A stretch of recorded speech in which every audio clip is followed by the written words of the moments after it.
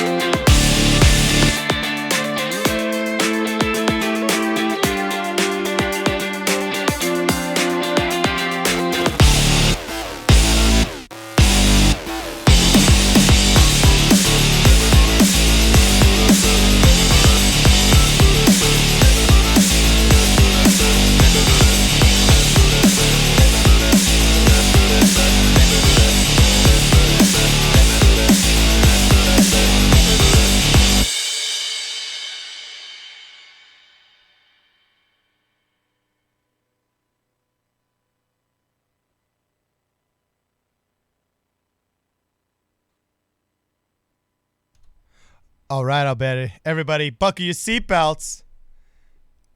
Buckle them seatbelts because we about to get started.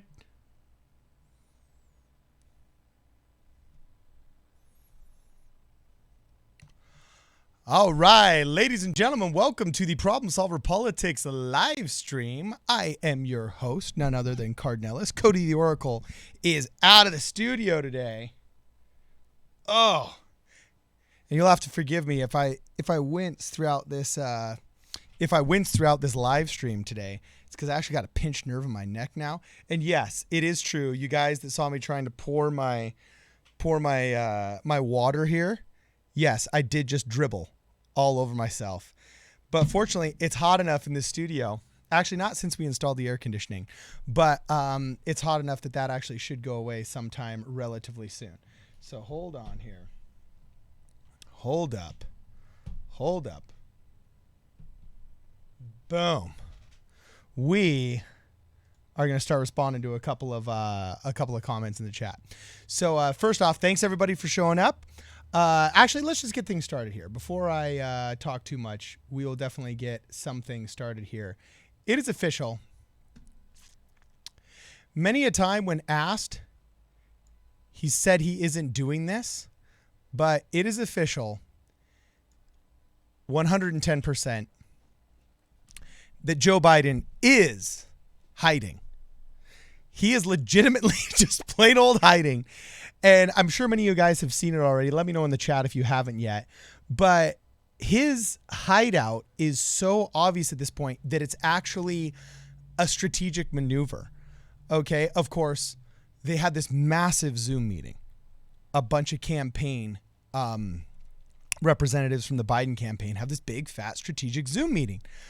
Bad idea to be saying stuff like this in a Zoom meeting where any one of the Benedict Arnolds inside of your campaign can just let that link out, and any person that's got freeware on the computer can just record it. But it got leaked out. The audio and the video, of course, the absolute screen capture of the entire event got leaked out, and it's official. His strategist literally said, we don't want him to come out unless it's for something very specific and strategic. Like, just, we're going to hide him in the basement. And I can't remember the exact comment, but he said something about like, it's better in the basement than out in front of the cameras.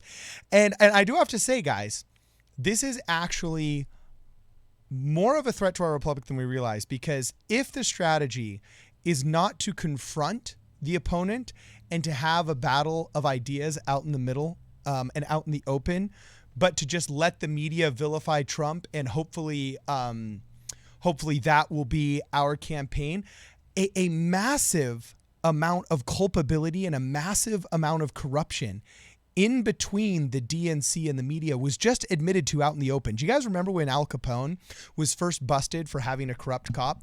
that was shot, and the media said, hey, did you kill him? And he actually came out and in front of the cameras, he said, why would I kill a guy that's on my payroll? And just in front of the nation, cameras, microphones, newspapermen, he admitted to having corrupt cops on payroll. And he just walked away from it. I mean, that was a flex, okay? I've never seen a bigger flex in my life than that one. And right now, the DNC just basically flexed on everybody by admitting, look, we don't even have to run candidates anymore. We just let the media just say what they can say about our opposition, because we just let the minions go to work, and we'll just sit back here and looking, just trying to look strategic and coming in every once in a while. So anyway, Blake Wheeler, thanks for bringing back the old Dave Chappelle. I believe we're the ones that made those GIFs. I'm not sure. But Sly Cactus said, what's up? Just my adrenaline and loss of hearing. Yeah, that's true. I'm sorry. I am not Cody the Oracle. It was peaking. It was redlining the sound during the intro. I apologize to you and your speakers. Butcher of Balavikin says, get your jewels ready. I've noticed there's a lot of people very excited about my new robot entry, saying that, there's nothing better than vaping to AI. So we'll see if they still feel enthusiastic a little bit later. And then Dustin says, I heard Jermaine Johnson won last night and I was happy about that. Well, that is true. In fact, this is one of the things that we are going to talk about right now. Still want to be able to do my interview with Jermaine Johnson because I'm all about UBI candidates winning. I just want to make sure that they take some kind of pledge, not just to run on the good idea of UBI and then just become part of Nancy Pelosi's system. I mean, we need to take back our parties here. You know what I'm saying? And we can't just let good people with good ideas become just part of that system. However, yes, it is true. Right here, right now. Newcomer Jermaine Johnson declares victory over 22-year incumbent, all right, in South Carolina House primary.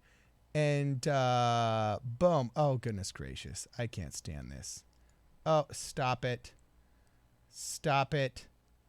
Stop it, thestate.com. Oh, my gosh.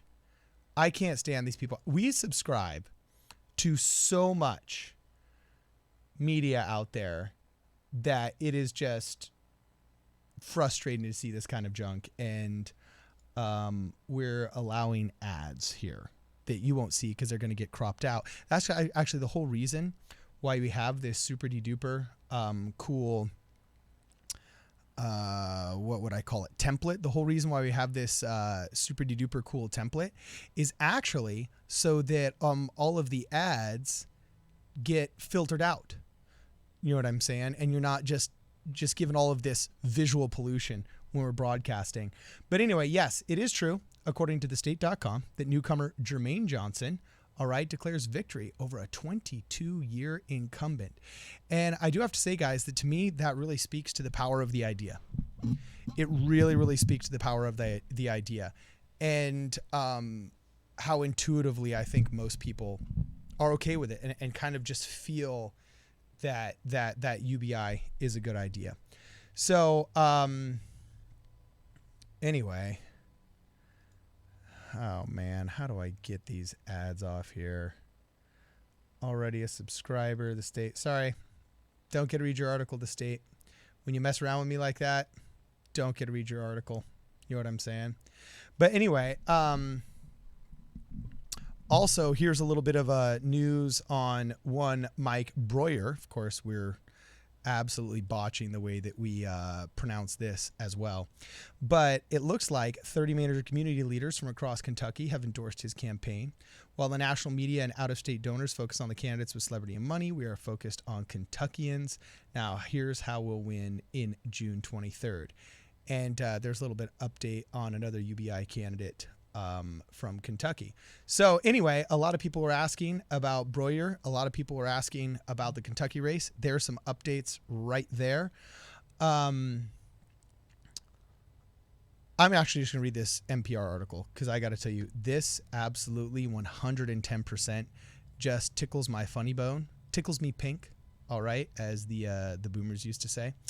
But basically, here we go. In an interview on ABC, Joe Biden, the presumptive Democratic nominee, says NPR, all right, pushed back against concerns from allies that he needs to do more to compete against a highly visible incumbent president. And Mr. Epstein continues to say that former Vice President Joseph R. Biden, R for ridiculous, on Tuesday morning rejected the notion that he is, quote, hiding at his Delaware home. I don't know what else you could call it. But anyway, amid the coronavirus pandemic, arguing that he is complying with public health guidelines and declaring that he is, quote, winning against President Trump. Please tell me that somebody can clip this and add winning, Charlie Sheen's winning to it. All right.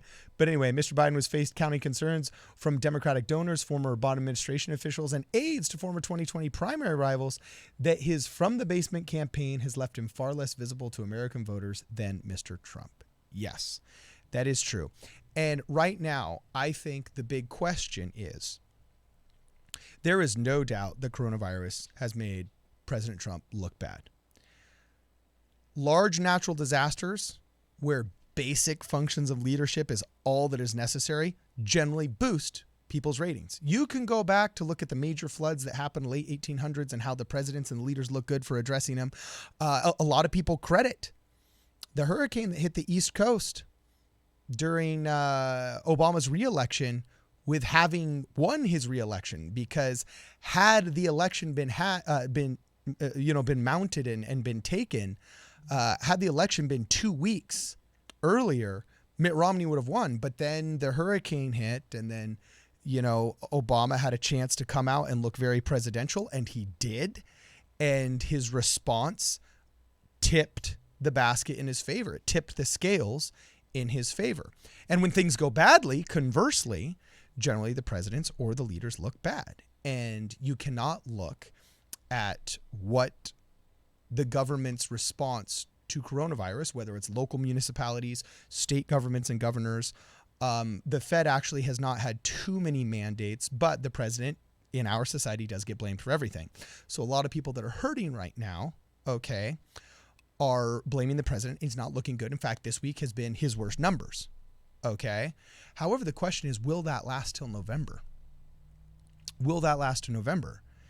And is the media convincing enough that Joe Biden can rely on them to just have a campaign of attrition where he just runs from behind, famously, as Obama said, we're going to lead from behind.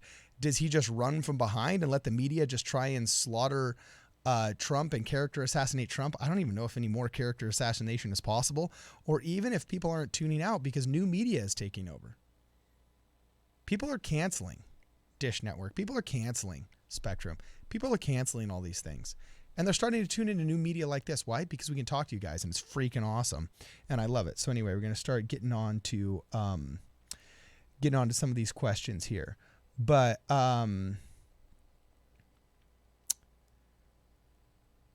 good job, Cardin. It's much better now, says Dustin. Thank you. And Sly Cactus says, okay, who are the two dislikes? Speak up or I'll tell your mom on you. Oh, I wish Brittany the Shadow were here. She was stuck at the office, and she was actually going to be my co-host tonight because Cody is out working at another radio station right now. But have you guys looked up Missing Billy? Everybody in the chat, let me know if you've seen the meme of Missing Billy. And if you haven't seen it, you need to go look it up. There's this hilarious meme that's floating around the internet right now where there was a bunch of protesters on the bridge. And on Facebook, it was getting protested live. And what happened was, apparently there was this kid named Billy whose grandmother saw that he was watching the live stream and he wanted her to come home. So she just started spamming the chat saying, where is Billy? Billy, it's time for you to come home. Billy, I know that you're watching this live stream and your grandmother wants you to come home. And all of a sudden other people in the chat started saying, hey, Billy, your grandma's calling you, bro. And then all these responses started coming in that were hilarious. My favorite was some guy said, coronavirus, murder hornets, now we've lost Billy. So you guys got to check that one out. That one was freaking hilarious. Aurelix says probably the two people, meaning the two dislikes. don't like the awesome music. Yeah, I'm actually going to be downloading that, making a new intro because YouTube was hitting us for copyright claims. And Dustin points out there are probably 2 Karens. Blixton said, is that card in the Oracle? Yes, it is.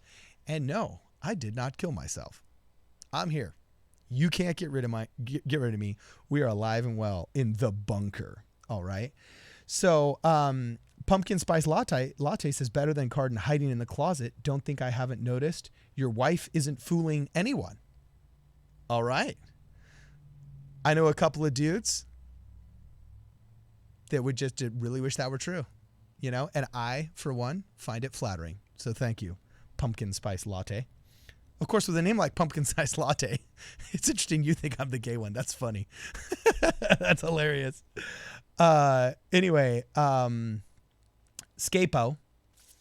Diva J461 says, did you see Ted Cruz's take on Rosenstein? I did watch it. And if you guys want to find it, the only thing you have to do is do the usual search for partisan content and just do like Senator Cruz wrecks liberals in Congress. And then probably the most recent video that comes up is Ted Cruz's discourse, shall we call it. Diva J461, let me know. Let me know what you think, what you thought about it. And if I can, who knows? Maybe I'll even play it up here. You know what I'm saying? Maybe we'll even play it. Let me go back to this right here. Let me see. Christian Solid. Christian, you got to join, man. You're a heavy commenter. You got to join. You're a good guy. I believe we're actually from the same city too, if I'm not mistaken, right? Christian Solid. Anyway, Inforno bet you the media and the DNC will find that their favorite candidate in 4 years and it will not be Yang. Yeah, no, they're corrupt. They're corrupt. They everything. Do you guys remember that movie where Adam Sandler ended up helping that kid go through elementary school? Gosh, what was the name of it? Big Brother? No, not Big Brother. That was a reality show. Help me out in the chat here. What was the name of that show?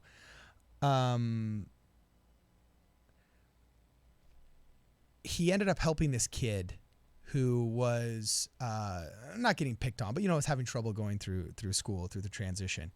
And the girlfriend ended up liking it and thinking it was cute and so on and so forth. But what was interesting was he realized that this young Billy kid, was having it tough and that having gotten made fun of wasn't cool. And I just remember that he called up one of his kids, one of his acquaintances from high school and said, hey, I realize I may not have been nice to you in high school.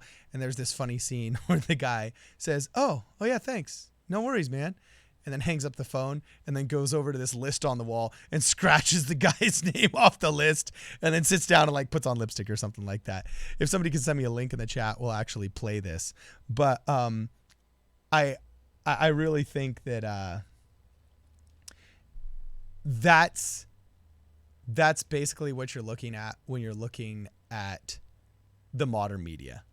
They're those kids that are just angry at Republicans, angry at traditional conservatives, angry at society, and they're getting back at them by becoming bloggers, becoming media people. And I don't know what academia was thinking. I don't know what our parents were thinking. Boomers ruined America because they all had these traditionally good, solid American values, but then they send their kids off to college and they were obsessed with sending kids off to college to such a point that we vilified the trades and made it like if you didn't go to college and start factoring trinomials as a profession, that you were some kind of loser. And then they're wondering why their kids don't like them. Why they're getting texts saying, Dad, you're just part of the patriarchy. Where's your software update?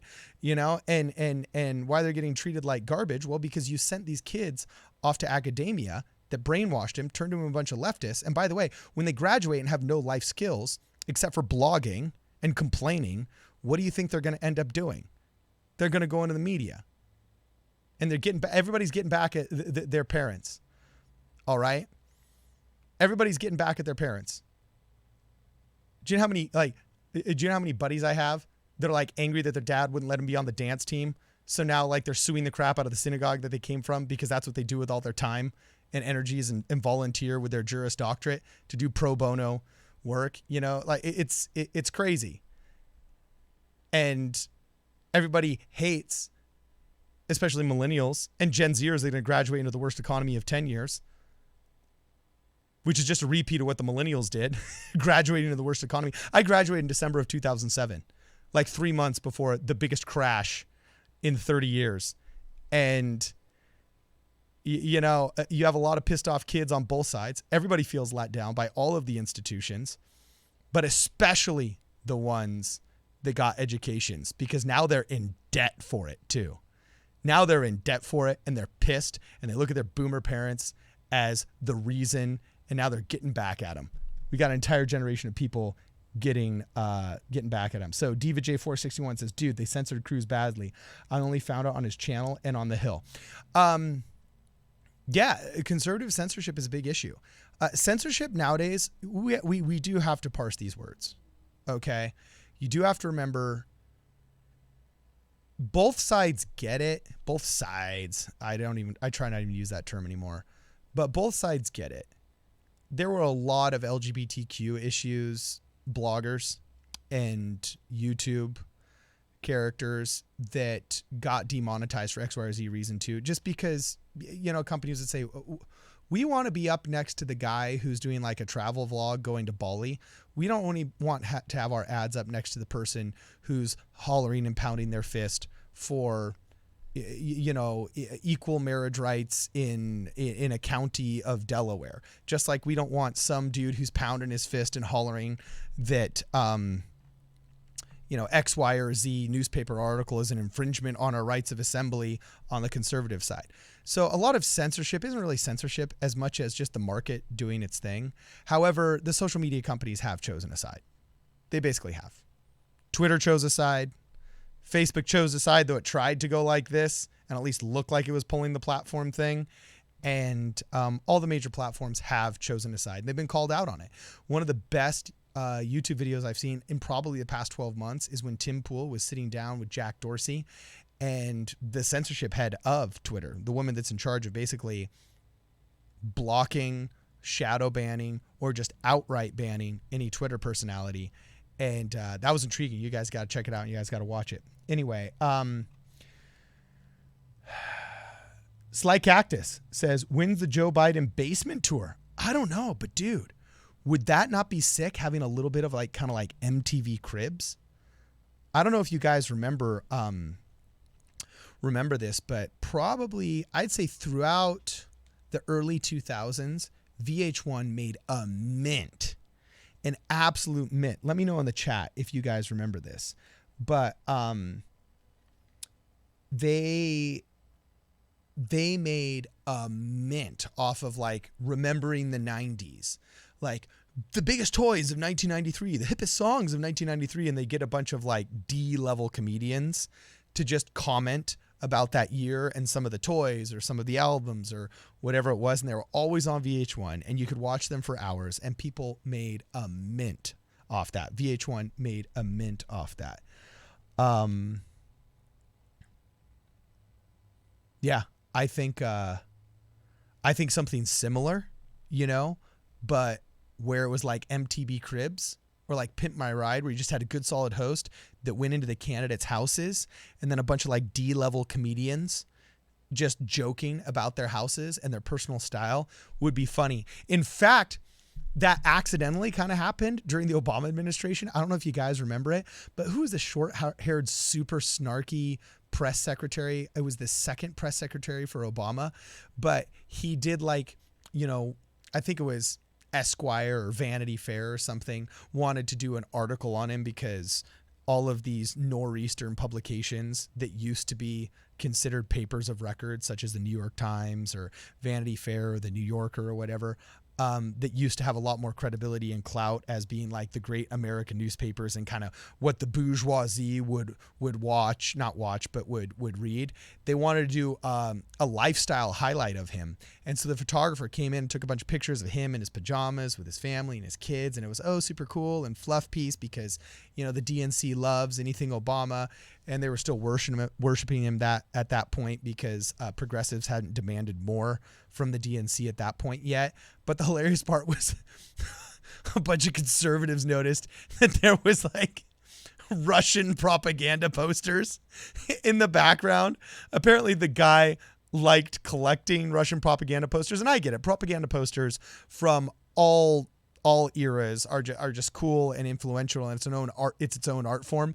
But when you've got the optics of an Obama administration trying to claim it's not socialist and trying to claim that it's not the biggest collectivist failure in 50 years, in the same year where 51% of businesses failed and over 51% of people just got on state welfare, when you're trying to say you're not socialist and you're not communist, but then you have Russian propaganda posters in your press secretary's background of his like Vanity Fair shoot, that's bad.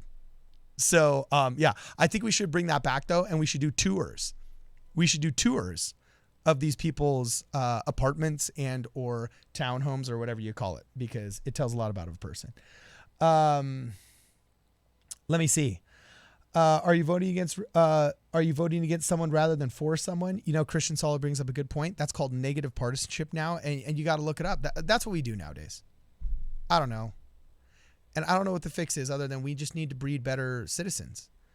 All the time. Like, once again, it always comes back to spirituality. It always comes back to just Americans need to return to God, need to return to our roots. I love this one progressive commercial that says, we got to go back to the basics because the basics are good. And as we have chased all kinds of things out of our political discourse, as we've chased being frank and open out of our political discourse, as we've chased God out of schools, as we've vilified prayer and Christianity and so on and so forth, we have bred a less moral people. And when less moral people are given more power, they generally wield it in a self-serving manner. And so that's why all of the past 30 years worth of politicians have become so rank and so corrupt, is because they're being gleaned from a pool of a less moral people. So I'm not here to say that you need to believe what I believe, but I'm definitely here to say that we need, in order to become better as Americans, we need to get back into the swing of things. And that's actually why I think UBI is so important, because just like Elon Musk said, that I don't think it's a choice, but an inevitability. And once it does happen, we'll be forced to focus on the deeper, more spiritual questions. Like, is a life, like, is it worth cheating to get ahead? You know what I'm saying? That's why the first Star Wars movies are so good. Like, how far will a man go in order to not betray his friends? What is the nature of good versus evil? What is evil comprised of? These are all deeper questions that our cinema used to ask, but now we're so busy being politically correct. Instead of making Star Wars movies that rock the house like we did in the late 70s and early 80s, we make like Avengers Endgame 75 that's all fluff. And we make sure that it's a perfectly sterilized cast that represents an exact cross-section of the ever-changing demographics of the United States of America. And it's got to be women directors, and then Pacific Islander costume designers. And when we don't ask deep questions anymore because we're so worried about political correctness. So, you guys got some good ideas. Thanks for continuing in the chat. Butcher of Blaviken says Ben Franklin was a rebel indeed. He liked to get naked while he smoked on the weed. Was Ben Franklin a tweaker? Did Ben Franklin smoke the ganj? That's interesting. I didn't know that. I knew that he would often get naked because that's how he discovered evaporation, and he would test it in the nude to see if you could cool down through evaporation that way. And so, there definitely are a lot of stories of Ben Franklin in the nude. He was a genius, but if he was here today, the government would F him up his... I ain't going to finish that super chat, bro. But, I definitely think that we've become... And it's actually very sad. So much has been lost. And this is why I never really got on the creepy Joe Biden train. Watch the movie Wings. I don't even know if I'm still winning. I don't know if I'm still winning the eBay bid, but actually I think it already passed. And I might have bought it already. I'm not sure, but there was a 1927 or 23 copy of Wings, which is, I believe, the first movie to win an Oscar. That was either All Quiet on the Western Front or else it was a movie called Wings. And it's a story of these brothers in arms in World War I that were some of the first fighter pilots, for lack of a better term. And in this glorious scene in the end, one of the brothers is holding his other brother when he dies, and brothers in arms, that is. I don't think they were blood brothers. But there's this beautiful scene in which he leans down and he kisses his friend, his brother, on the lips and everything. And I remember when I was first watching that movie when I was in film school, that the professor actually broke down and cried, and he said, we have come so far in how we've just sexualized everything that now we can't even watch Wings and this beautiful scene, which it was a beautiful scene, without going ew or laughing or just trivializing it. And I know Biden would make people uncomfortable. I never want you to feel uncomfortable, but I also do feel like as a society, we're meant to touch each other, feel each other. We're meant to embrace each other. We're meant to just hold each other and grab each other and shake ourselves when we're proud and we're happy of each other. And also when we got to, shake some sense into our friends. We are commensurable beings and animals. And so much of that is just getting lost and just getting sterilized from society. And I don't think it's good for us. I really don't think it's good for us. I think it's leading to a lot of depression. I think it's leading to a lot of isolation. I think it's leading to a lot of mental illness.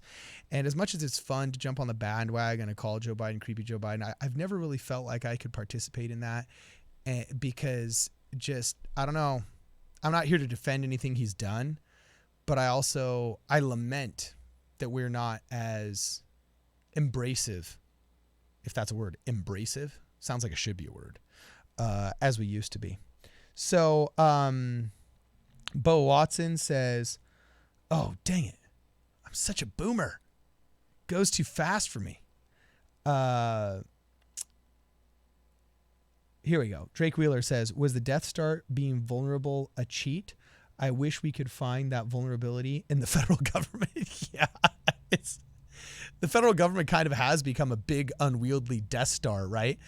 That while unfinished, like the unfinished Death Star in Return of the Jedi, is still capable of great damage and is run by a cabal of dark, scary figures that we don't even know, right? That's actually a pretty good analogy, right? Spliff Sensei Joe Rogan says, not saying you need it just to have a higher inspiration that doesn't end with selfishness, usually gets destructive and tyrannical, if not territorial at least. Man, hold on. I gotta process that. Not saying you need it just to have a higher inspiration that doesn't end with self-interest. Okay, I'm gonna have to think about that one after the chat. That was a little too deep for me. Raven Marokuff says, problem solver politics. I believe you can live a spiritual and moral life without God, but I agree that your review of the failings of modern society. Okay, Raven Marokuff, you know what? Sam Harris has said that, but every single debate I've ever seen with an atheist versus a religious person has ended, if the person is being logical and intellectually honest, with an admission on behalf of the atheist that if there is no God, then morality dissolves. And self-servedness is the only real motivation you can have in life. And when Sam Harris was approached about this, he ultimately said, well, I just feel like we've kind of like grown out of needing religion for morals and so on and so forth, which is a wildly, I wouldn't say narcissistic, but I'd say arrogant answer that doesn't actually answer the question. That if there is no God, then all of this doesn't matter. That's ultimately what it boils down to. And self-servedness is the only thing you need to worry about. And so I would actually push back where you're saying that you don't need, that you can live a spiritual and moral life without God. How? That's like saying, well, I believe you can drive a car without oil. Okay, how? I don't see it. Now, that's not to defend, the abuses of the Orthodox Church in the 15th century. That's not to defend jihad and the violence of Islamists. That's not to defend the jerks that lived next door that looked at you all judgy growing up because they were Christian and felt they were enlightened. In fact, that's just a human problem that even Jesus in the Bible was calling out the Pharisees and the Sadducees for. That's why the Good Samaritan is even a parable, because he kept on using Samaritans in his parable just to show that, hey, even the people you hate, if they're living correct and righteous values and practicing kindness, will be better than you as the chosen people. So, yeah, I mean, that's not to defend jerks that do stupid stuff in the name of religion, but I definitely don't think that you can live a spiritual, moral life without God. If so, tell me how. Let's discuss. Great comment, though. Great comment. I'm liking it. It's starting a conversation here. Let's keep going. Raven Marokef. But Watson says, how long have you lived in America? My entire life. And Emerald Miner says, Revenge of the Sith is up there too. How far will a man go for those he loves? Yeah, exactly. I have to say, the prequels, guys, were very well written. I think they're worth reading. Execution was horrible. Okay. But this is how Star Wars goes. Episode 4 is the best because it's the original and it's the awesomest. Empire Strikes Back, I think it actually might be my favorite. Favorite because philosophically, it was also Mark Hamill's favorite, interestingly enough. And he said why? Because in the movie, evil wins. And sometimes in life, evil wins. So I think he felt there was a higher fidelity to life coming out of that storyline. And then third, Return of the Jedi. Those three, the originals, are the best, hands down, no questions asked. All right? Then, worth reading but not necessarily watching are the prequels. All right? Because the prequels that George Lucas wrote feed into the storyline very, very well. But the CGI was bad. Yeah, the floating heads. Jar Jar Binks was a disaster. Just not a big fan of the first 3 Star Warses. And then everything after that was just disastrous. Don't waste your time. I didn't even see Han Solo. Forget about it. Didn't even see it. Watch them once, but they have all the trappings and the entertainment value of a standard sci-fi film. There's nothing elevated or special about them anymore until you got to Mandalorian. Mandalorian is the bomb.com and may single-handedly be worth getting that Disney Plus streaming membership. Not just because you want to listen to Frozen's Let It Go with your children for the umpteenth time, but because it is indeed a good, not even homage, but just contribution to the canon of Star Wars lore. So anyway, JFB says, when we're talking about whether Ben Franklin smoked weed, LOL. Yeah, can somebody post in the chat some primary sources about Ben Franklin and his medicinal habits, shall we say? Pivot Guy 401, thank you for the super chat, says, I grew up with Christian morals and beliefs, but I'm currently agnostic. I live my life not in the fear of God, but with the morals and empathy I was raised to have. Okay, but one could say that a moral code and empathy is the fear of God. And once again, we're lost in translation. One of the number one things that people have to do is just study what words mean. So much of our political discourse nowadays is because we've ceased to understand what words mean. Racist just means I don't like you and I think you're a conservative. You know what I'm saying? Investment, when the government says, oh, we need an investment, that's just words for unmitigated higher taxes. Also, when Republicans want to walk out and say, oh, we got to worry about national security, that's just their, twisting of words to say draconian surveillance state that sounds like George Orwell's worst nightmare. I mean, these guys, these boneheads, in the name of limited government, just re-upped and renewed the FISA courts, something all of us can agree. I have no respect for these people. That anybody that signed that document to re-up the FISA courts is just plain old un-American, needs to read the Constitution, especially needs to read writings of Ron Paul, because, I can't stand these people. So when Republicans say, oh, in the name of national security, once again, they're just twisting words, and we need to understand what national security is. So we need to actually really know what words mean. So when you say, for example, that I live my life not in the fear of God, but with the morals and empathy I was raised to have, well, the fear of God is a translation of the Greek word when fear meant respect. Okay? If you are a God-fearing person, it wasn't because you were supposed to sit there and think, oh my gosh, if I do something, am I going to hell? No, it was because you had just recognized that God is your Father in heaven. He's taught you well, and you need to act like a prince of the king. You need to act like a son of the God. You need to have empathy for your fellow man because after all, is this not my brother? Is this not my sister?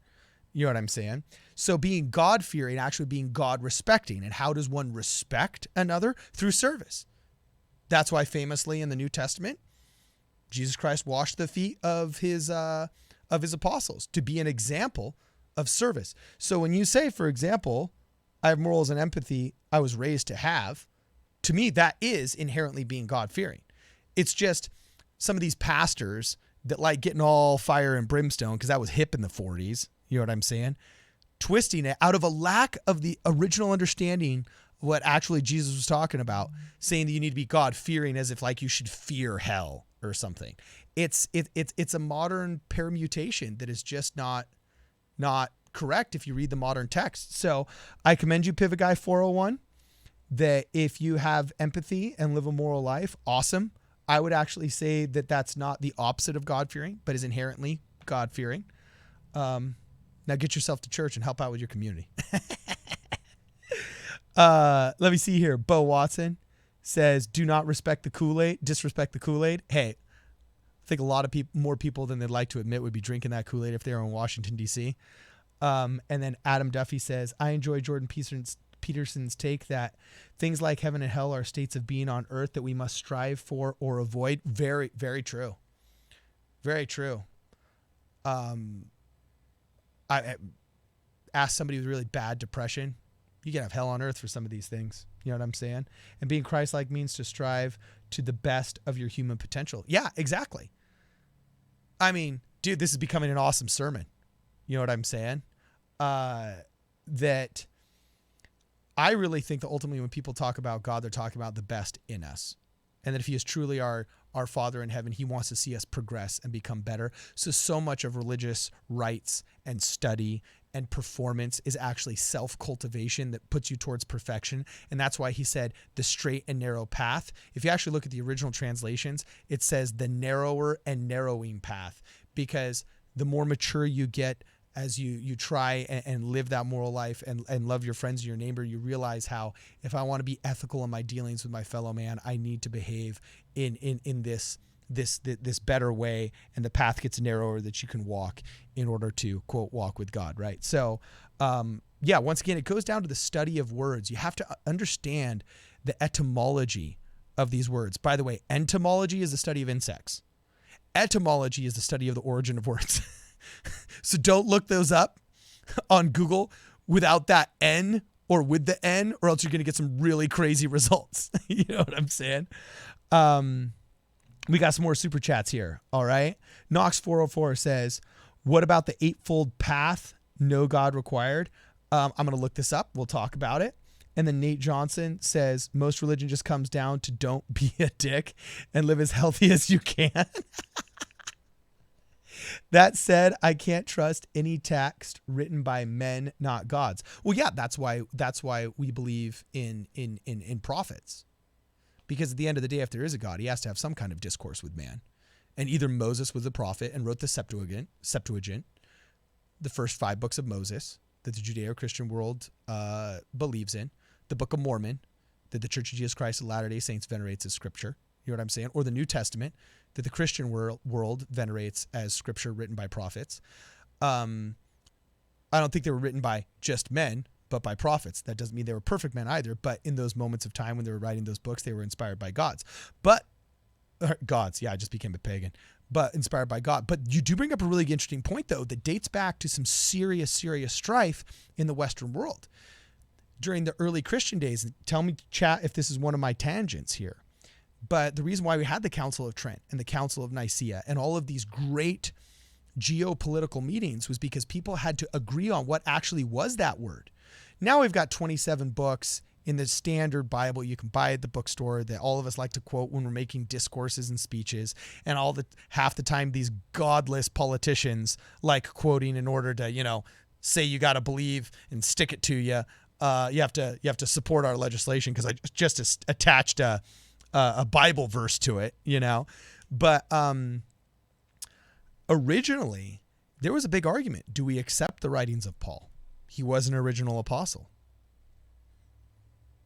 Thomas Jefferson himself, in his own Bible in his house, had glued shut the epistles of Paul, okay, and called him modern Christianity's first heretic. If you look at the Coptic Bible from the early 4th, 5th, and 6th centuries, they have like 32 books. They accepted a book as canon as scripture called the Shepherd of Hermas, or the Shepherd of Hermas. Also, the Acts of Thecla, the Gospel of Didymus Thomas, the Gospel of Thomas. There were other Gospels that were floating around. There were other apocalyptic books, such as, for example, the Apocalypse of Peter. You guys have to look up the Apocalypse of Peter because the Apocalypse of Peter was believed by many African and Mediterranean early Christian churches to be inspired, written by prophets, that ultimately went on to inspire none other than, if I'm not mistaken, the Divine Comedy by Dante. And all of our modern conception of hell with guys with horns and people in eternal whirlwinds or, in constant fires actually comes from Dante's Inferno, the Divine Comedy, written in Italian, which was actually based off of a book that was considered canon in the 4th century called the Apocalypse of Peter. And even Jesus himself quoted from a lost scripture of the Old Testament called the Book of Enoch. All right, in which there's a story of Enoch, the prophet, going into the basement of the temple, that temple that you see in Raiders of the Lost Ark that was carried on those two posts. On a bunch of posts. It was a tent temple, and then the ark was carried in the center. Well, apparently, they built a brick and mortar temple that was Solomon's first temple, and it ended up being infested by demons. I'm truncating the story here, and I'm probably doing a poor job. But at the end of the day, the basement was infested by demons, and one of Enoch's first jobs that basically proved he was a prophet was to go into that basement and to cast out all of the devils. So when Jesus Christ cast out the devils in the New Testament, and he walks out and he sees the crowd marveling and looking at him like, who is this guy? And he said, why do you marvel? For there is a greater than... a greater than Solomon here. Yeah, sorry, it wasn't Enoch. He said, why do you marvel? There's greater than Solomon here, because Solomon was the prophet from the Old Testament that actually cast out the devils from the temple and stuff. So we know there's lost books all over that were originally respected as canon in ancient Israel amongst the Jews and in more modern Christianity amongst the Christians, but they've been lost due to war, pestilence, fire, the burning of all the books in the library of Alexandria, so on and so forth. But once again, it goes down to the study of the words and what the real meaning is. So, we'll look into the eightfold path, and hopefully I answered your question, Nate Johnson. When you say, that said, I can't trust any text written by men, not gods. That's up to you to decide in your heart, man. And that's why I believe that, boom, personal prayer, personal revelation is the only way you can really know it, when it's in your heart, man. So this is very interesting. I like these spiritual chats, says Spliff Sensei Joe Rogan. Yeah. Well, they're probably better on weed. I do believe you said that you were lighting up a second ago. But anyway, that classy nerd says, I hear you all. I'm liking what you're saying, but man, how can you pass up partying in Valhalla? That's true. And one of the first memes that Cody ever sent me, I can't remember. There was some kind of tragedy, but I believe it was in one of the school SHOOTINGS's in one of the tragic events at one of those schools. I remember one of the kids paid tribute to his friend who sacrificed his life for another by saying, yeah, he stamped his card and now he's with the gods in Valhalla. Or so, I can't remember what he said, but he referenced this guy and his sacrifice and how he's made it to Valhalla. And I just thought, man, that is epic. That's a real tribute. You know what I'm saying? Butcher of Blaviken says, like a one world government? No way. Never could be that way. Rowan Makes Film says, again, if morality is regulated through religion, then what process does God himself use to deem a value virtuous? again, read Plato's Euthyphro. Okay. I don't know if the works by Plato that I've read were specifically from Euthyphro, but I've read a lot of Plato and this kind of philosophy. Because yes, if morality is regulated through religion, then what process does God himself use to deem value virtuous? Well, he is the religion. Religion inherently comes from the word religare, okay? And the vulgar Latin that was spoke by the Roman soldiers and was spread throughout the Roman Empire was a lot of the words, once again, the etymology of these words. Rowan makes films. The etymology of these words was based off of the vulgar Latin that the soldiers spoke. And re is just like re, like, so if I reconnect something, re means to do again. Ligar, for those of you that speak Spanish, knows that ligar means to connect or to tie. So religare literally meant to reconnect. Religion was a reconnection. Why? Because Plato originally talked about the form of the first man.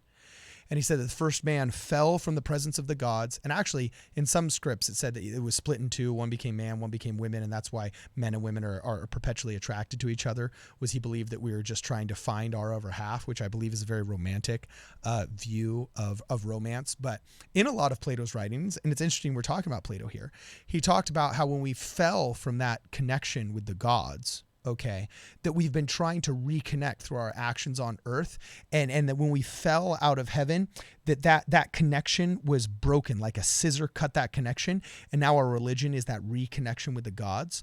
So when you say here that, again, if morality is regulated through reconnection, then what process does God himself use to deem a value virtuous? Well, if you believe in God, at least in the traditional sense of most Western religions, including Christianity, you believe that God is the source of all goodness, and religion is just the reconnection with that source of all goodness. And a source of all goodness is self-evident. Just like when the Constitution says that we believe that our rights are self-evident, they don't need explanation. I don't need to say why freedom of speech is necessary, because it is self-evident and given by God. It is a natural law. So when you say, again, if morality is regulated through reconnection, then what process does God himself use to deem a value virtuous? It is virtuous through self-evidence. Does that make sense? Although some things do change, though. It usually comes through the mouth of prophets, such as, for example, when Peter was given the vision of the animals coming down to the cloth, and now all of a sudden Christianity wasn't going to be something that was only taught to Jews. People don't realize it, but Christianity was basically just a glorified sect of Judaism for its first 50 years. But then all of a sudden, boom, we have to preach to the Greeks. That was like revolutionary back in the day. So yeah, anyway, Run 1901 says, related to the FISA court, I emailed my Senator Tim Kaine. Good. I like this chat already. Related to the FISA court, I emailed my Senator Tim Kaine about the Daines-Wyden amendment. He said he only voted against it because he thought the Lee-Lay amendment would provide enough oversight. Oh, please.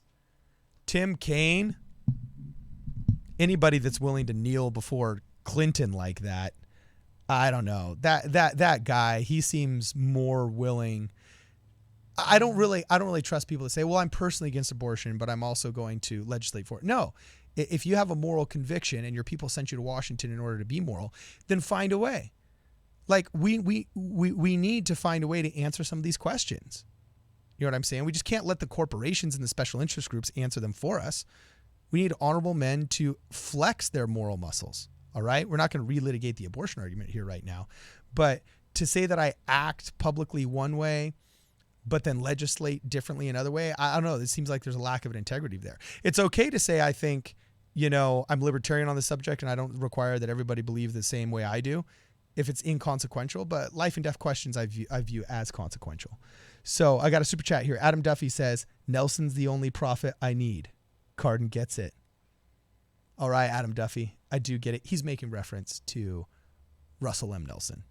You guys got to look him up. He's the president of the Church of Jesus Christ of Latter-day Saints. Etymology will teach you about the origin of religion from ancient Sumer. By the way, it started as astrotheology. You know what, Trev Third? You bring up a really good point. The Magi, when all of us are celebrating during Christmas, whether your family is huge into the Christmas trees and the pagan rites of the Norse in Northern Europe, or whether you have, other ways you celebrate it and so on and so forth. It does indeed come from this idea where the Orthodox Church commandeered the winter solstice, all right, and basically took a bunch of pagan holidays, mixed them into a pot and said, hey, instead of celebrating your local thing, this is what we're all going to celebrate them. It's this big quiche. We made a quiche, or we made a casserole by mixing everything together, all right? And what's so interesting is when you go back and you study, again, the etymology, the Magi, in this quiche, this Christmas quiche we have, there's always the nativity scenes where you see, the little drummer boy who is next to the sheep, who's next to the Virgin Mary with her wee baby Jesus that we all pray to before NASCAR games. Hopefully people got that joke. But anyway, if you study the etymology of the words, magi is a very specific word in Greek. And it literally does mean magicians. And it's only used twice. In the New Testament, there's this guy called Simon Magus, which means an individual magician, who's an evil magician who fights against Simon Peter.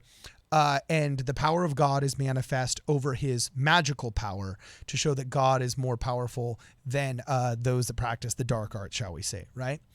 And it's a different word than sorcerer. It's a different word. It's a very specific word that says like a practitioner of the secret arts, okay? And it's used when they reference Simon Magus, and it's also used when they reference the Magi. The we three kings of Orient are, all right? And it was Magi who first recognized the greatness and the divinity of Jesus Christ as a baby. And people say, well, who were these Magi? Because they weren't called prophets of the Christian faith. The Christian faith wasn't there. They're not referenced as rabbis. And the Greek words and the Hebrew words for rabbi are totally different and used plentifully throughout that writ, but never used. They specifically used the word Magi in all of the original texts. So who were these Magi? A lot of people actually suspect, and it's pretty much historically believed, that they were Zoroastrians, coming from, I believe it was Persia. Zoroastrians. I don't know how to look it up. I'll have to look up how you say that. I know how it's written, but I don't know how it's actually pronounced. And that's interesting because that means that God was recognizing somebody from outside the traditional Judeo-Christian sphere as being men of God, inspired of God. How very ecumenical of him, shall we say. So yeah, you guys got to look that up. And that's why etymology is cool, Trev Third. And ancient Sumer, birthed a lot of stuff. Gave us cuneiform, even though that was technically not the Sumerians.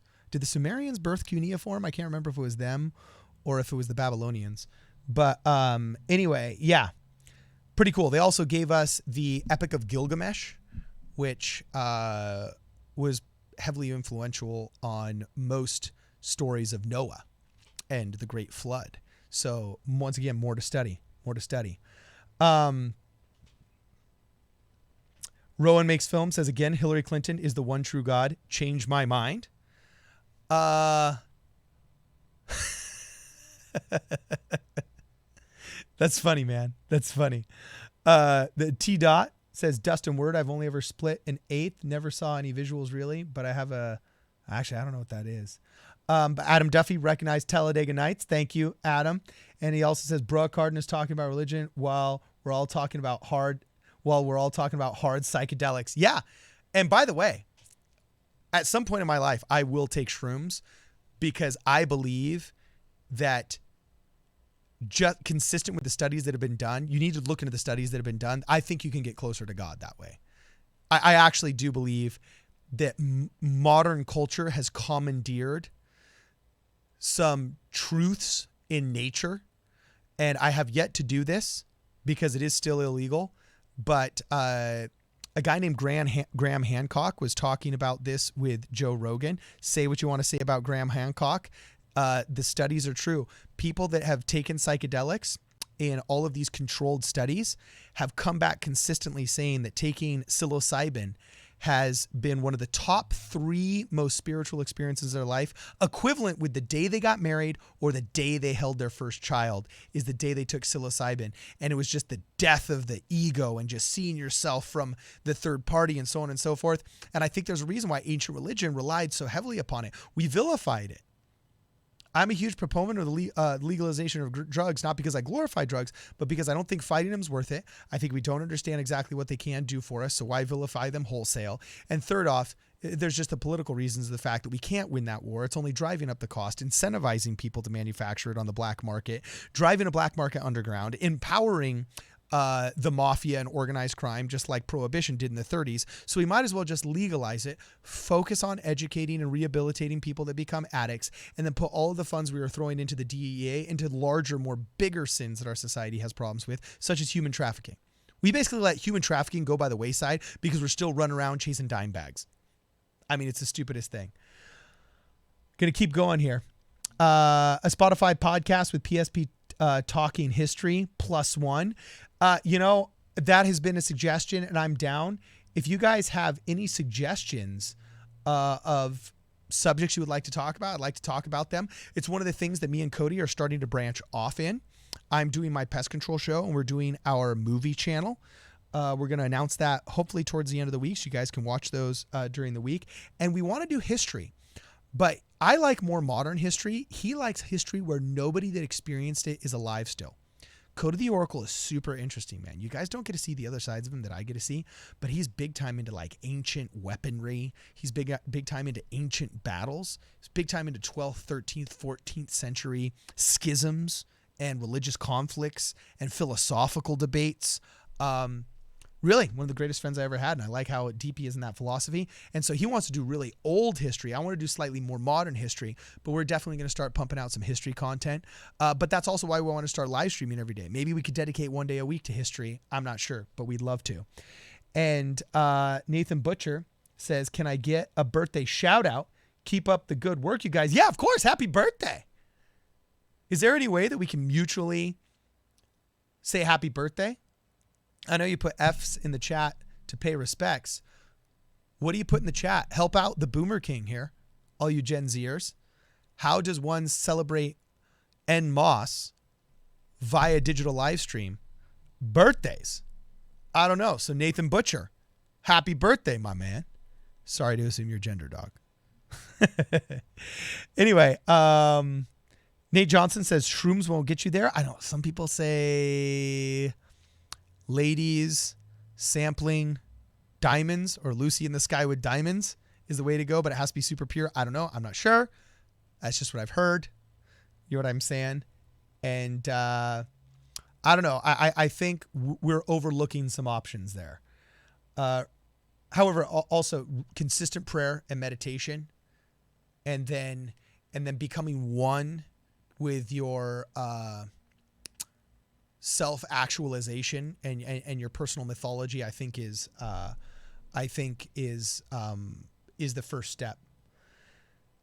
So problem solver politics, says Raven Marokef. I am with you on psilocybin. Won't do it until I know things will be legal and safe though. Yeah. I think, man, when my daughter had cancer in the hospital, indiscriminately, without question, nobody would bat an eye, whether they were conservative people at church that I went to or average people in the street or liberal parents also on the floor. Nobody would bat an eye when a doctor comes in and says, yeah, we need to administer synthetic opioids that are going to wrench your stomach in knots, cause wild constipation, and be, all studies show they're extremely potentially habit forming. Okay. Man, they will drop synthetic opioids with a drop of a hat. But man, let me tell you, the second somebody wants to bring out some CBD oil, oh no, hey, whoa, hold on, we don't want to do anything out of control here, son. And it's one of the most foolish groupthink psychoses that I've ever seen in my life. Cryptech News says freeing your mind is illegal, dude. That's a YouTube channel name. I'm going to name one of my channels Freeing Your Mind is Illegal. Because that was some truth right there. And V-Trans says saying happy birthday is enough. Okay, awesome. If you think so, awesome. I believe you. And Sly Cactus says happy birthday. If I could, I would actually bring up my, actually here, let's do this. We're going to do this. Happy birthday There was Marilyn Monroe. All right.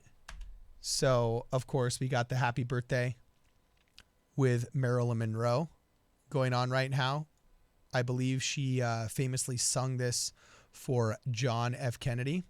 However, years later, we would see this done also for one Cassius Clay, also known as Muhammad Ali. And the results were hilarious because one of Cody's favorite performing artists was involved in the charade. And I got to tell you, Muhammad Ali was stoked out of his mind. But here's the original. Happy birthday, Mr. President. Just be honest, you're all jealous. You wish this would happen to you.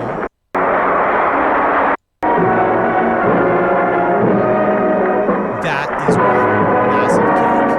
Now, we're actually going to look this up and see Muhammad Ali. Muhammad Ali, happy birthday. This was crazy. He was ready to jump out of his seat and tackle Mariah Carey. You know what I'm saying? I mean, it was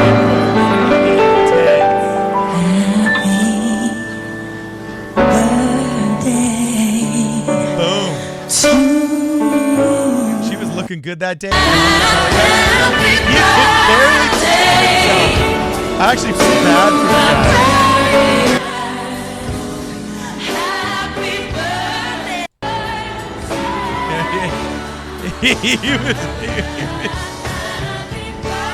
You guys gotta watch it. I actually felt kind of bad for the guy. It was almost like a massive tease.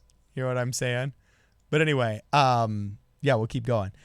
Spliff Sense of Joe Rogan says, Big Pharma just wants to make money, alleviating, never solving. That's why I like PSP, because here we problem solve. That's right, my man. Dude, you can't look at what medical marijuana has done for people and how it can be grown in your backyard and not say that we are missing out on a potentially homegrown source of all kinds of alleviation. In fact, in the Book of Mormon, it talks about how there were herbs in the land that were good for men's consumption and the curing of illnesses. I mean, look, I'm sure chamomile is amongst some of those herbs, but I think there's others out there. I don't actually smoke weed myself. I do not partake of the ganj, but I recognize that there's times where it can be extremely helpful, and not giving that aid to somebody that needs it, I think is cruel and unusual punishment. JFB says, curious, relation to the shirt you're wearing, AK. There's a friend of mine that runs a print shop called AK Printing. They're super awesome. They're like better than Vistaprint. If you guys ever need business cards, actually look them up. You can kind of do just like in Vistaprint, where you can upload an actual file and so on and so forth, and it'll get mailed to you or delivered to you and things like that. AK Printing does. And so he gave me the shirt. Yeah. This is he doesn't sponsor the show or anything, but he is a friend of mine, and I wholeheartedly endorse trying to use him whenever you can, because he's a good guy. Bo Watson says USDA does not know how to farm. Yeah, that's true. They don't know how to do pest control either in many regards. And Austin Capobianco, that's a great name, dude, says, I've even had dreams of DMT trips. Wow.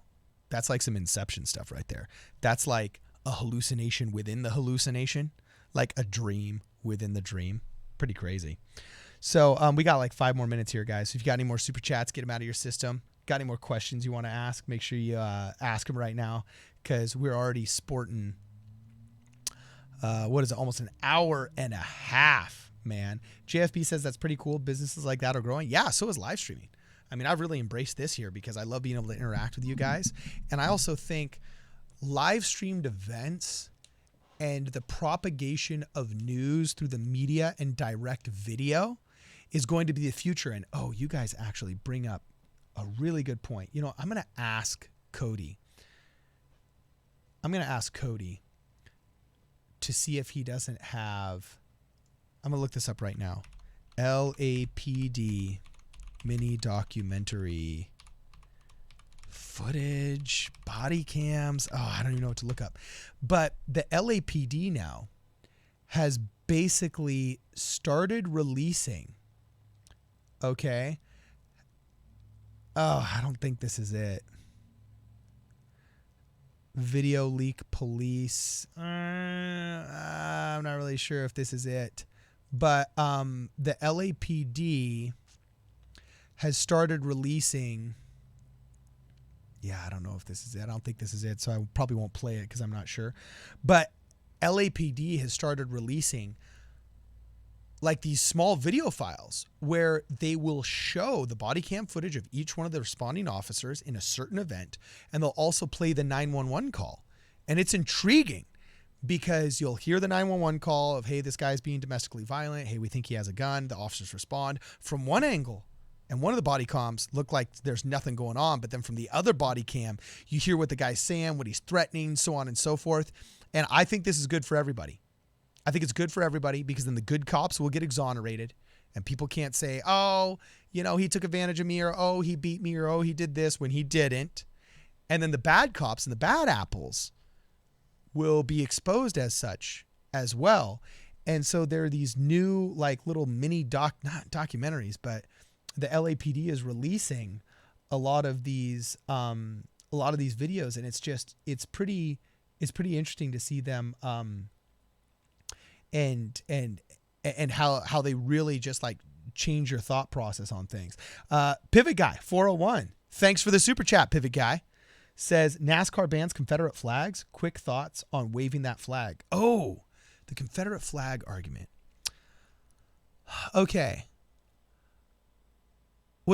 My answer is always surprising to a lot of people because for some reason on this show, and I shouldn't say for some reason on the show, but people think I'm some kind of hardcore conservative or something, when in reality, I actually think I'm so liberal that I'm willing to vote conservative if I have to.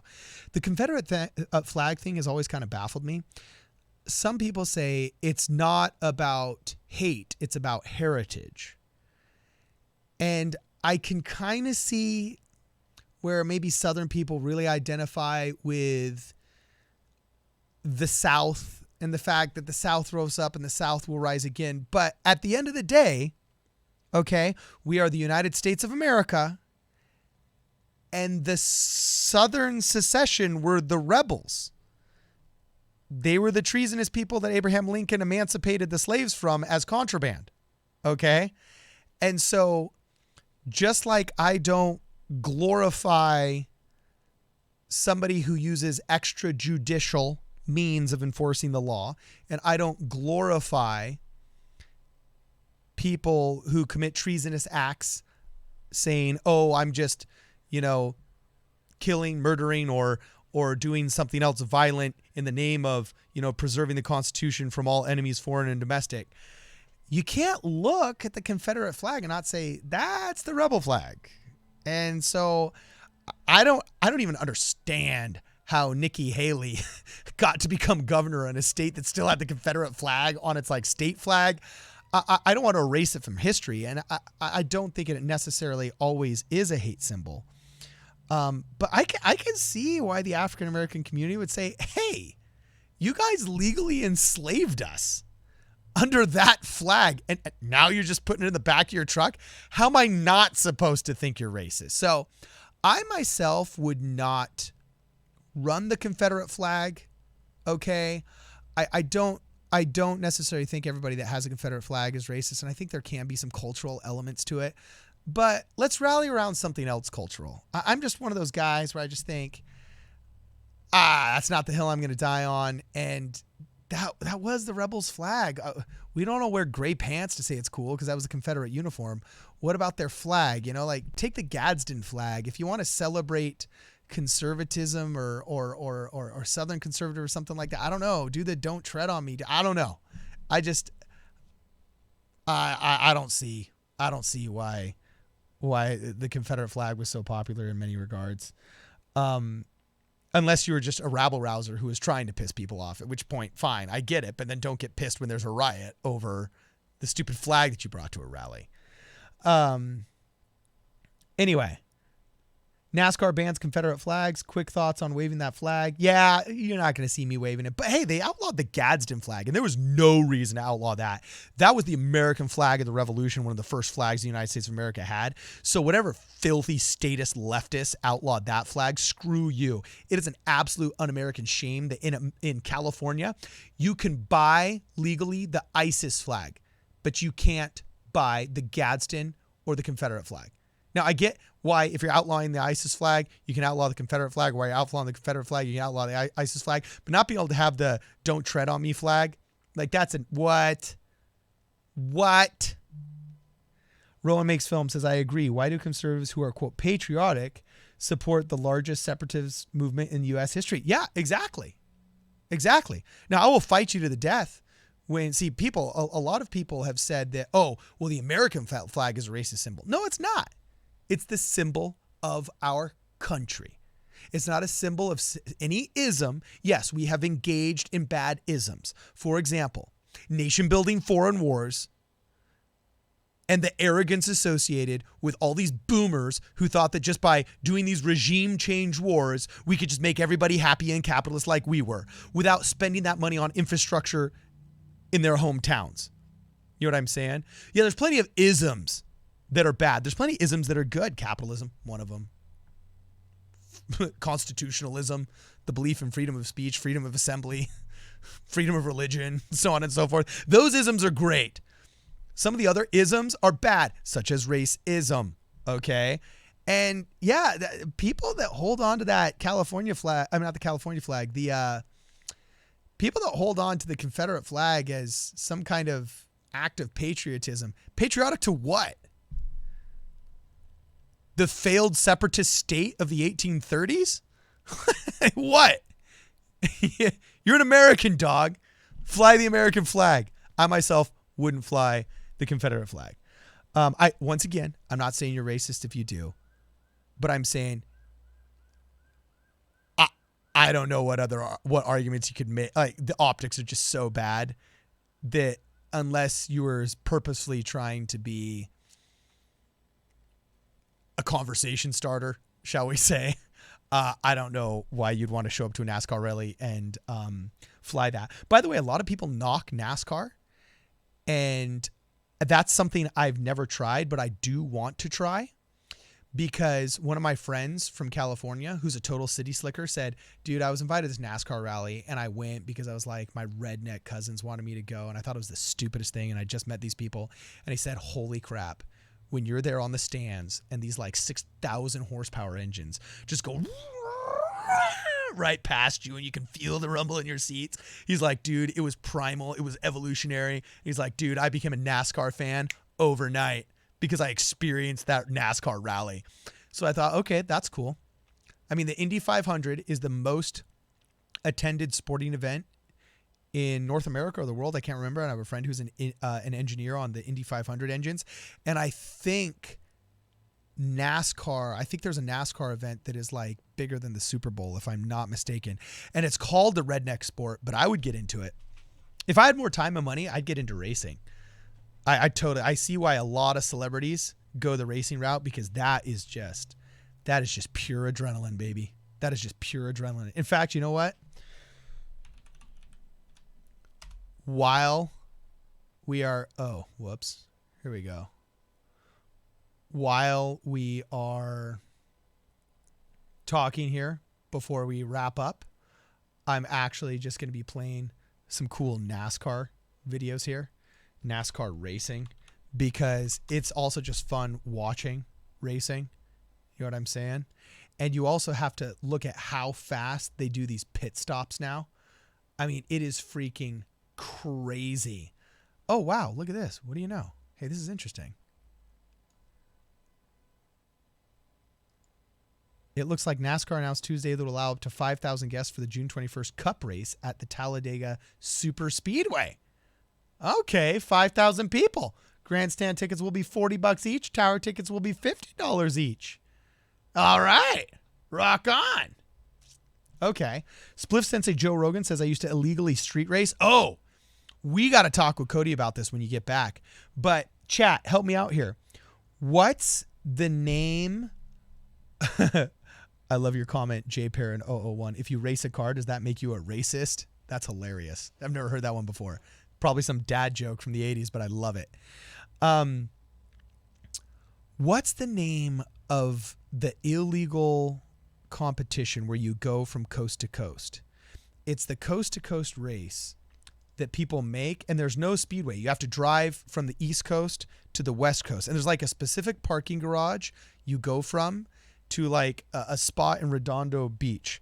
Illegal cross country USA race. Oh, the Cannonball Baker Sea to Shining Sea Memorial. Oh, so it's the Cannonball. Yeah, the cross country Cannonball. All right. Look at this, guys. This is crazy. Apparently, because coronavirus has the streets so empty. I've noticed this as an essential worker. I got to tell you, I love coronavirus traffic. Okay. But look at this, dude. Right now, because the streets are so empty, what's going on is these street racers are just absolutely cruising. Okay. Just cruising coast to coast. These guys just drove an E63 AMG across America in a record 27 hours and 25 minutes. So, I mean, this is like totally nuts. This happened December 3rd, 2019. All right. These guys you probably never heard recently broke a speed record most people don't care about. The New York, Los Angeles run referred to colloquially among aficionados as the Cannonball. Unlike most speed records and races, there's no sanctioning body or official rules. That's because setting a Cannonball record invariably involves breaking multiple traffic laws. In other words, it's illegal, but that doesn't stop people from doing it. Okay, I don't even think these guys hold the record anymore.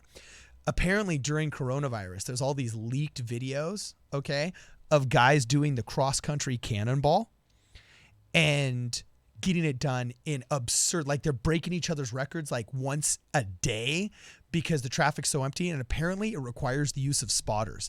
And when they did, the one guy that won did it so fast that when they broke down, and they traced how he was driving, okay, and they verified it actually was him driving coast to coast. When they broke down his average speed, it was something like his average speed was like an average of like 163 or 180 miles per hour. I mean, can you imagine that? I mean, this is crazy. It's just Alex says, does anyone actually know anybody that has COVID? You know, unfortunately, we have some members of the chat who've had close ones die from COVID as a respiratory illness that spreads easily. Yes, it is true. It's not a fake pandemic in the sense of it doesn't exist. I think when people say fake pandemic, they're saying politically motivated response to the pandemic. But yeah, it's definitely real in the sense that people have gotten it. Worth all of these shutdowns, more deadly than the flu, like I was saying from the beginning. No, those are all different questions. But unfortunately, yeah, we got to be sensitive to some of the people that have had loved ones pass because of it. Mr. Moore Jorison Foss says you'd cross half a bridge. Oh, dude. I don't even know how you could be cruising 150 miles per hour across the United States of America, even let alone 160 or 130. Does somebody have a link to the guy who holds the record for the Cannonball run? I know it's illegal, so a lot of dudes don't claim it except for like secretly in clubs or something like that. But yeah, it's pretty nuts. Trev Third says 180 miles per hour average speed. Holy crap. Yeah. Let's look it up. Can somebody confirm that for me? And then, not really, but I think it's overplayed. Cannonball Baker, or the Cannonball Run. Yeah. Yeah, it's pretty nuts. So those guys are ballsy, dude. Totally ballsy. It's just Alex says, I came here late. Why is Joe Biden hiding in his basement? Well, he's hiding in his basement because the propaganda arm of the DNC is the modern media, and they're just doing their best to just, they're beyond Orange Man bad. They've wanted him out of the White House from the day he was elected so badly. They tried making him immoral. They tried calling him racist. That didn't work. They tried tanking the economy. Remember when they were trying to say, oh, you know, the bad economy's coming, and that didn't take off. Finally they got a hold of something, and it's capitalizing off of the horrible governmental response to coronavirus, and then basically heaping all the blame of the idiotic governors and the idiotic county supervisors and the idiotic mayors onto him, and his numbers are tanking. Okay, not a good week this week for Donald Trump. The question is whether that will last, and also whether or not people even believe the media anymore. So many people are just going straight to social media for their news now because I really think live stream direct news through social media is the wave of the future. I think Tim Pools and Andy Knows and even like the guys from the Yang stream, you know, when Andrew Yang was running, the Zach and Matt show, Problem Solver Politics, like us, we're the future of what people will consider journalism, because instead of trying to take a couple pictures, put it through an ideological lens, write a blog post telling you how you should feel, we're just actually going to the events with cameras and saying, oh my gosh, look over there, this guy's getting beat. We're not saying, oh, look, this is racially motivated and this is an example of X, Y, or Z systemic A, B, or C. No, we're actually just saying, wow, here are the facts. And I really believe the future of journalism will be live streamed, live captured, sent out through social media platforms. I really think that's where we're going to be 5 years from now. It's pretty much where we are now, where the young kids are right now. But I think in general, in America, that's going to be where we're at. So anyway, last super chat right here. Thoughts on new Dev WFBI plus Prince Andrew plus Epstein? Oh, grammatically, I don't know what you're saying in that super chat, JFB, but I definitely know that there's a lot of shadiness and a lot of pressure coming from the crown, shall we say, because of the evidence of Epstein having dealt with the prince. You know what I'm saying? And that's just a bad look, man. There's some things that you just don't want to be involved in. Ralph Northam in his blackface, you don't want to put that shoe polish on your face ever.